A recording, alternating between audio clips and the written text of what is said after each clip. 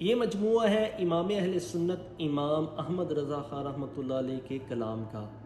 آپ فرماتے ہیں انگلیاں ہیں فیض پر ٹوٹے ہیں پیاسے جھوم کر، ندیاں پنجاب رحمت کی ہے جاری واہ واہ۔ صلح حدیبیہ کے موقع پر 1500 صحابہ کرام تھے اور پیاس کی شدت تھی اور پانی نہیں تھا۔ آقا علیہ الصلوۃ والسلام کی بارگاہ میں حاضر ہو کر صحابہ عرض کرتے ہیں یا رسول اللہ پانی نہیں ہے، تو پیارے آقا علیہ الصلوۃ والسلام نے حکم فرمایا کہ جو پانی ہے اس کو جمع کر لیا جائے۔ پانی کو جمع کیا گیا تو ایک برتن بھی بھر نہ سکا۔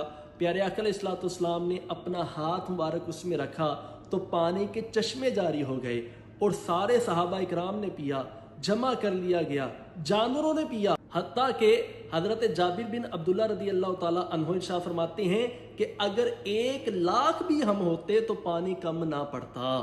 اسی کو جو ہے وہ امام اہل سنت بیان کرتے ہیں، انگلیاں ہیں فیض پر ٹوٹے ہیں پیاسے جھوم کر، ندیاں پنجاب رحمت کی ہے جاری واہ واہ۔